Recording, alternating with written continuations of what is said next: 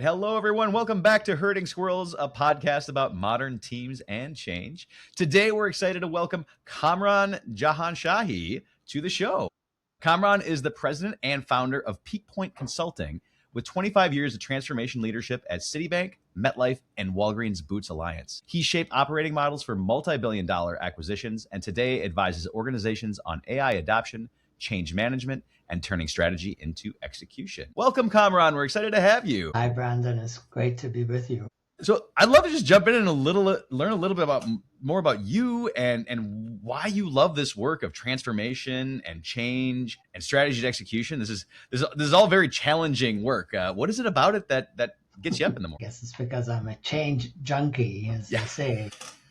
Yeah, my M&A work really started very early on in my career, Citibank, after I think I like 5-6 years working there, and Citi and Travelers merged.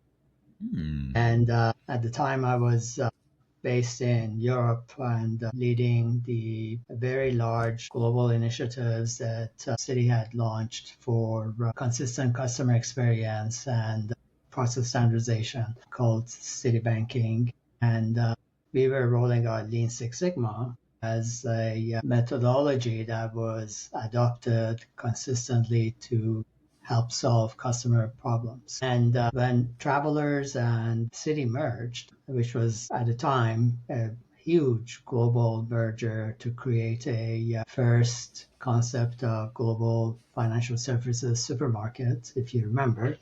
That's actually, I'm aging myself. The two companies were very different, right? They were both successful in their own merit. However, Citi was a global banking with presence over 92 countries, very focused on customer experience, and growth was more organic growth. Travelers also very successful, however, very different operating model, right? They were primarily an insurance and investment company. They were primarily a US-based company with very little international experience.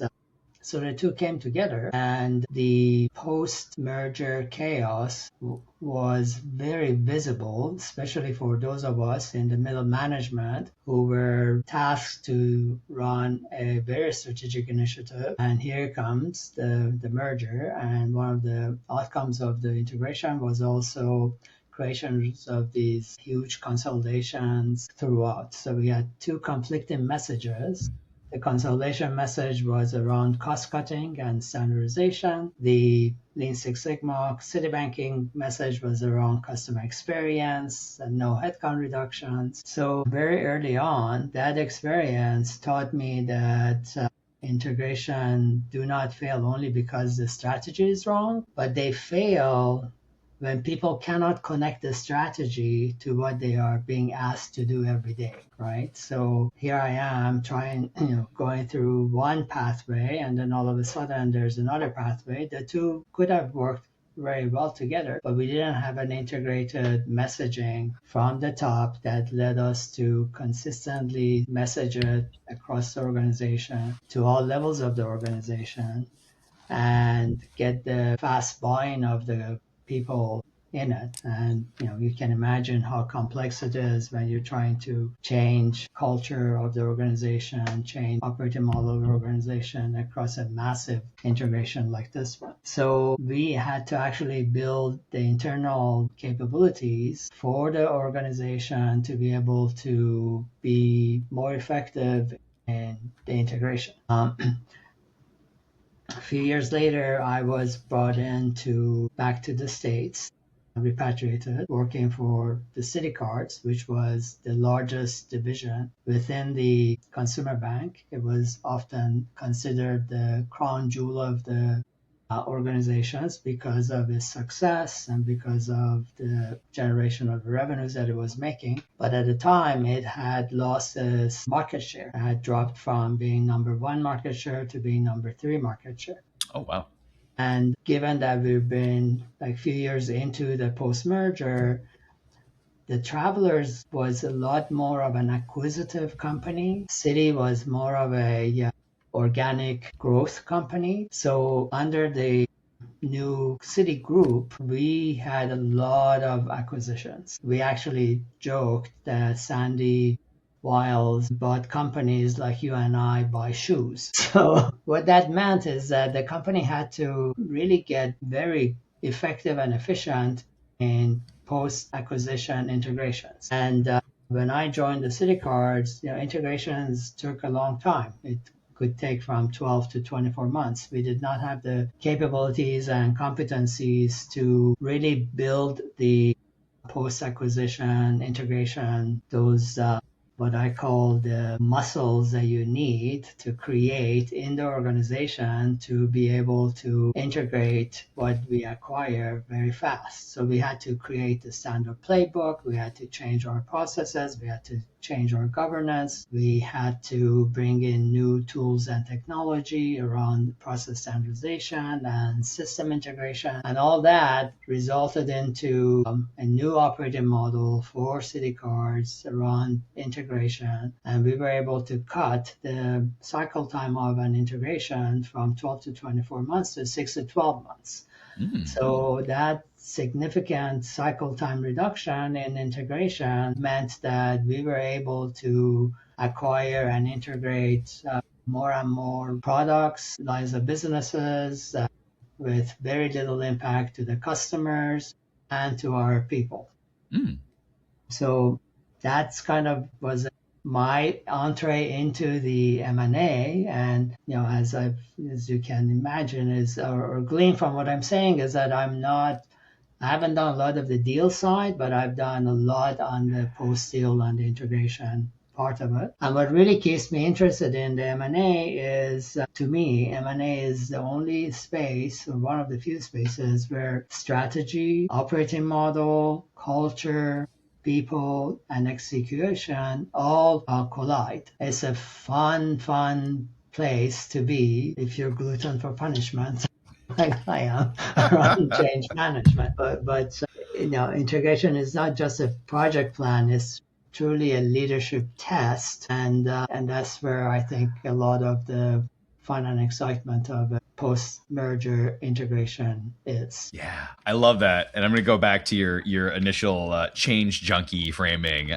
That when you pull those four pieces together, right? The strategy, op model, people, culture, and then also execution. It's a big tangled mess, right? And it sounds like, right, there's this, and I like how you divide, right? There's this deal side and there's kind of the integration side, because that's how M&A is commonly talked about. Although more and more organizations are looking at it holistically, it seems like the vast majority still seem to be kind of having this like two-sided impact where on the deal side, it feels very black and white, right? There's this formula that comes up with math and legal and tech and maybe some people and culture as well. And then that sort of gets handed off to the integrator. The department leads who are responsible for integration to kind of say, okay, now go make this happen, which is an extreme challenge.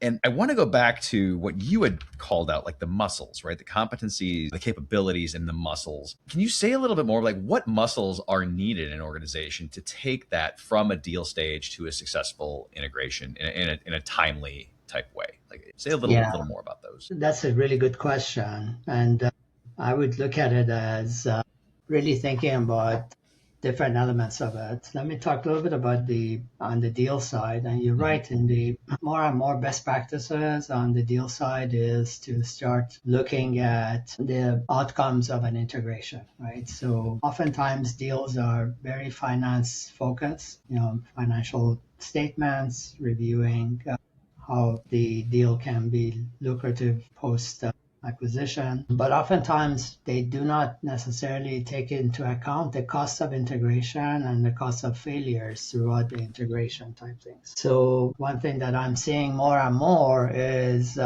companies really doing a better job in the due diligence part to really understand and get under the hood of the target companies on their processes, policies, procedures, technology, people, which is challenging because not all that information can be available. When they create the white rooms, they are, again, very restricted. But one of the fun things that's happening with, especially with AI, is that you can actually take a lot of that information and very quickly analyze it and do a better job of understanding, the from the information that's provided, what are the operating norms of the organization, how are they performing on their key KPIs, and what are the operational challenges that they have in the organization. So you can have a better, more informed conversations during the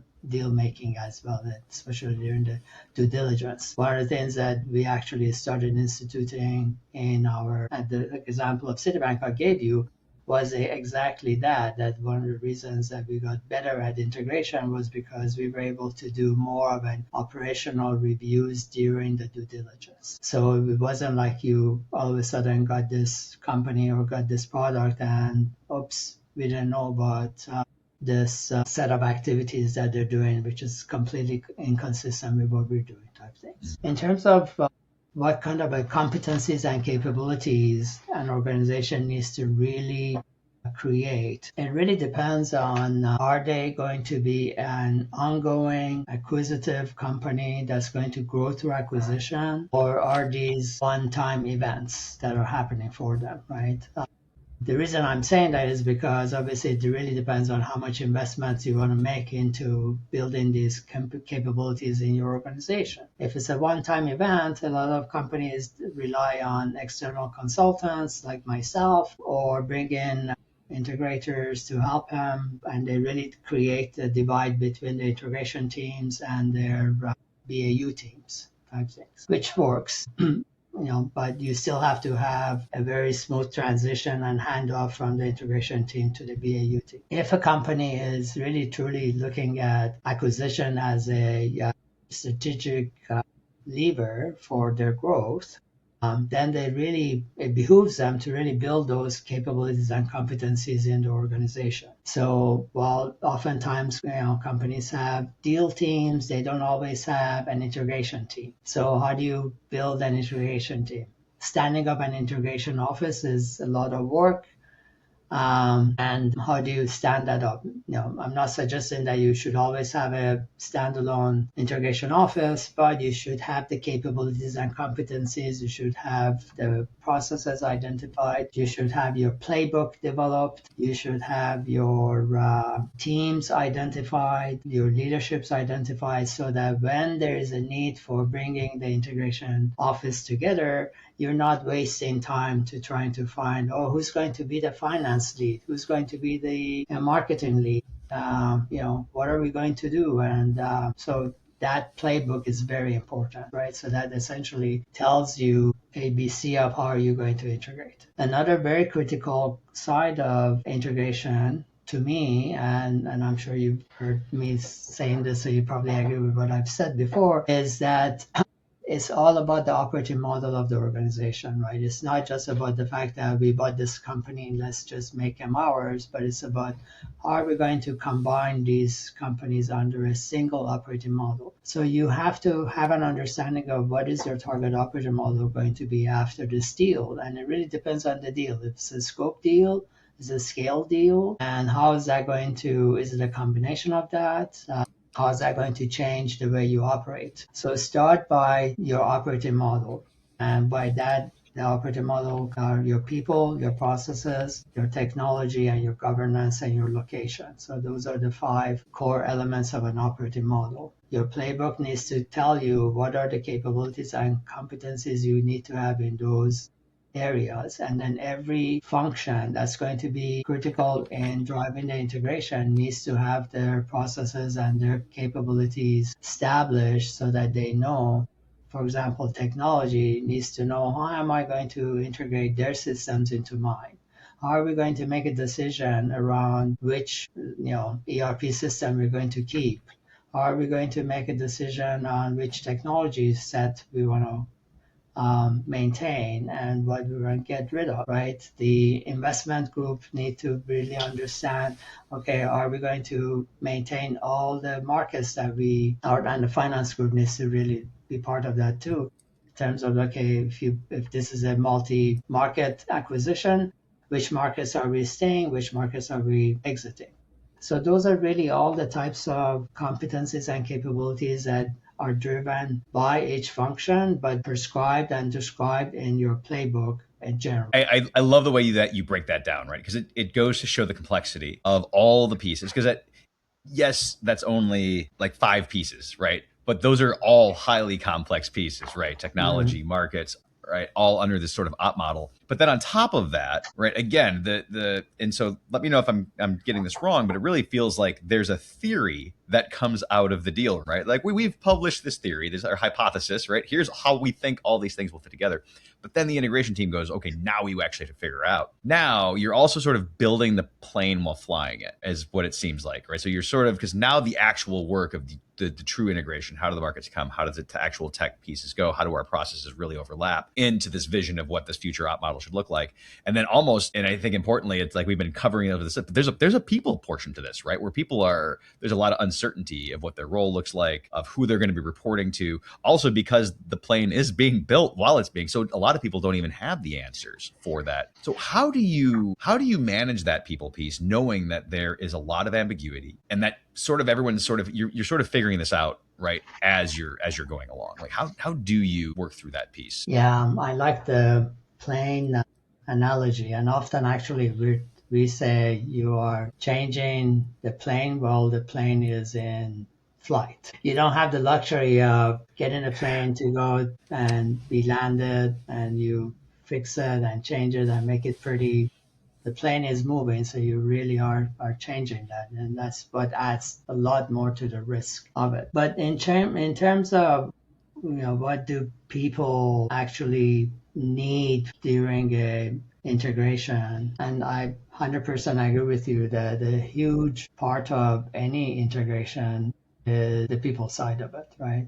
The process, the tools are easy to manage, right? You can redesign the process, you can bring in the best tools, but if you don't get the people's buy-in, and if the people don't understand why you're doing this, it doesn't work. So I typically talk about 3 anchors that need to happen in the relationship of leadership behaviors during the integration. So the first one is clarity, and second one is credibility, and the third one is line of sight, right? So clarity part of it is that the deal teams really have worked on the specifics of the financials of the deal, and they may have a point of view of how the integration works. And obviously, they have evaluated and understood the success factor of this integration. However, that is a very focused part of the entire how do you make the deal lucrative after the deal is done type of thing. So it's just one piece of it. So in terms of being able to have a clear message as to why are we doing this is very important, right? So the leadership job is to be able to have a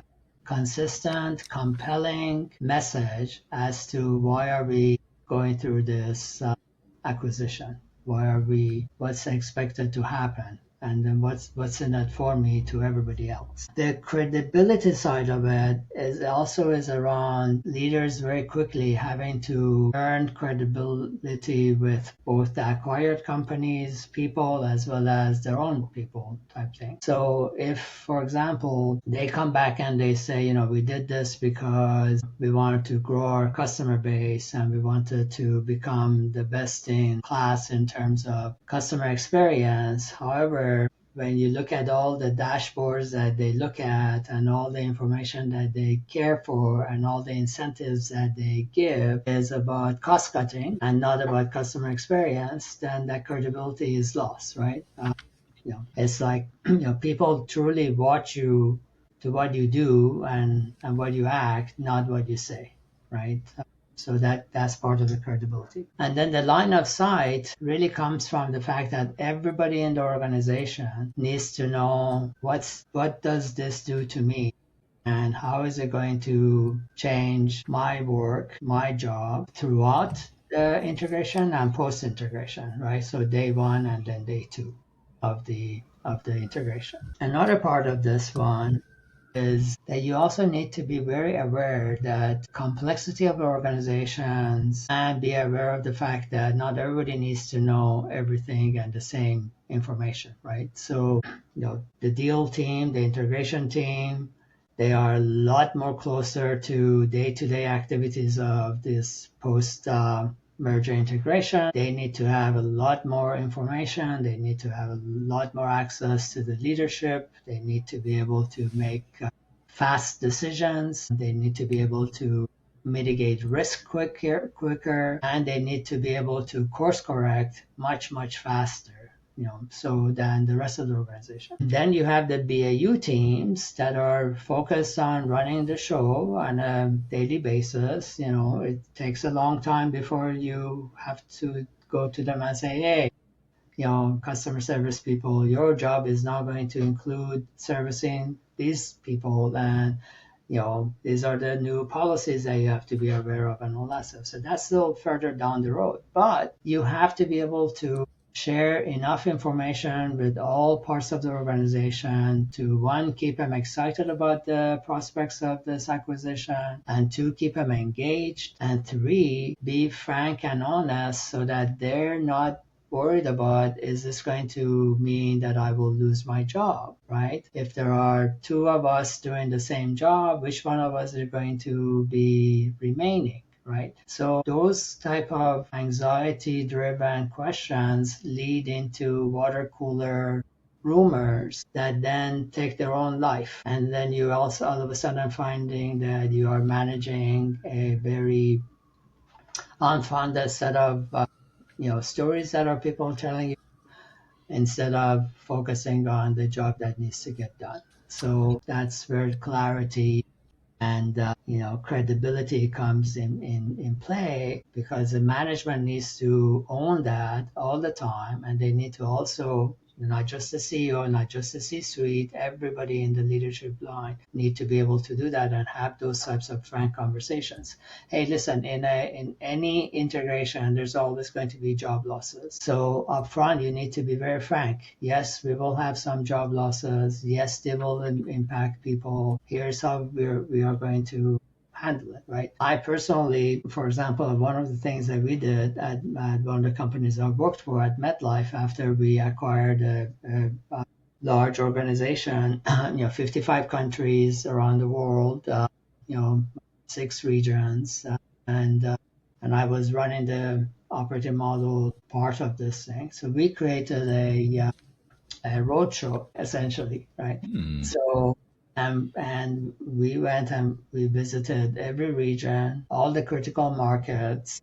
We trained people to be able to take the same message and give it to the rest of the markets. And it was all about, what's in it for me, the strategy of the deal, why are we doing this, our work plan, our timeline. And we also told them that we will keep them informed as decisions are made. We don't have all the answers, but we want to. And then we established feedback loops. We established listening posts.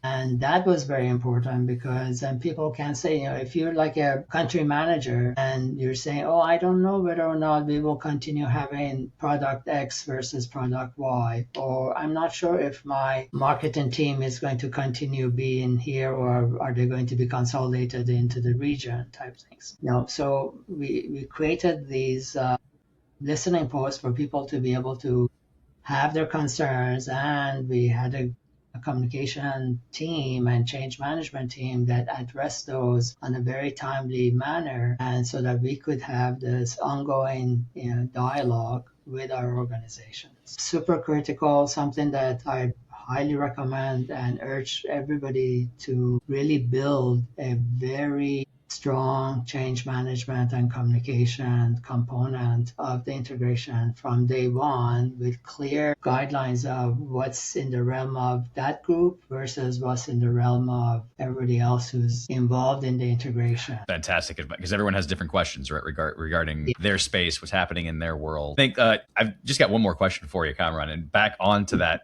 layer of advice is, right now we're going through extreme change and chaos with AI, with feels like just since the pandemic, right? Everything, we're just in this world of constant change and ambiguity. With your background and knowledge of change, of integration, of seeing all of this chaos, what is one piece of advice you would give to leaders to help pull their people through change and guide them during these constant shifts that we're seeing? Yeah, I think the most important part that a leader can do is be very open and direct with their teams and with their people about why we're doing this, and also create an environment where people feel comfortable to show their resistance or to show their concerns or their disagreements.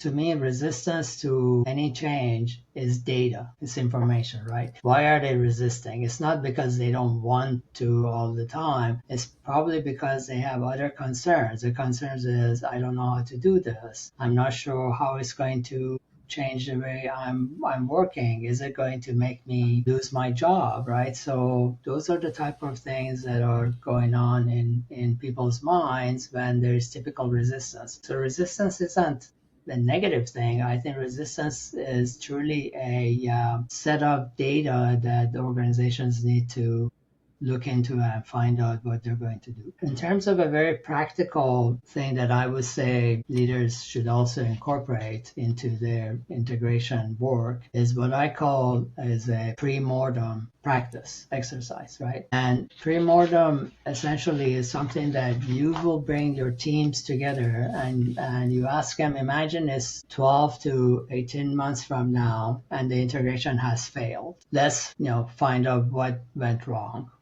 What did we not do? What did we look at? What were things that made this integration fail, right? Through that pre-mortem process, what it does is that because it's an exercise, it actually creates a safer environment for people to say exactly what's in their mind, mostly, and most people would say that. And for management to be able to take that information and incorporate it into their actions, right? So we can imagine that somebody says this didn't work because you selected their technology which was completely not aligned to our processes and our practices, so we had to adjust everything in order to be able to accommodate your decision for that technology choice, right? And that was a very costly process and it delayed all our integration points of it as well. So how do you then take that information and create your mitigation plans around that type of things? So through that pre-mortem process, management can actually have a very effective way of getting all the objections and all the fears of the organization together. And they should also repeat it. It's not a once and done process. You do it throughout the critical stages of the integration in order to be able to safeguard against the risk of that integration type things. So that's fantastic. And I don't know if I'm grinning here because I love pre-mortems. I've done them multiple times, and like my favorite. You've really nailed it. Yeah, there's a psychological safety, and there's something I'll just add this little piece on the end here because I think it's really interesting. There's something called the mum effect, which is mum about unpleasant messages, that we don't like to be the deliverer of bad news. It actually doesn't even matter if you have personal stakes in the matter. No one likes to give bad news, and it gets even worse with more hierarchy. And the pre-mortem, what it does, to your point, is right, it creates safety. It makes it like this imaginary future, and you're looking backwards. So it's no longer negative information. You're kind of gaming the system a little bit. So that's fantastic advice. Thank you, Kamran. Kamran, my gosh, this has been so full of information. I'm like writing down quotes and nuggets. Honestly, I've got resistance to any changes data just starred on my notebook right now. I love it.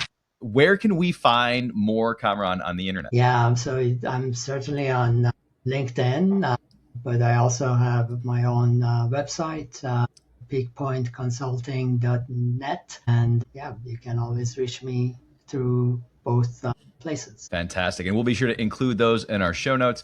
Kamran, thank you so much for joining us. It's just so much valuable information. We really appreciate you. Thanks, Brandon. I really enjoyed it. And looking forward to seeing you again. All right. Wonderful. And thanks to everyone listening. Again, this is Herding Squirrels, where we uncover the nuts and bolts of teams.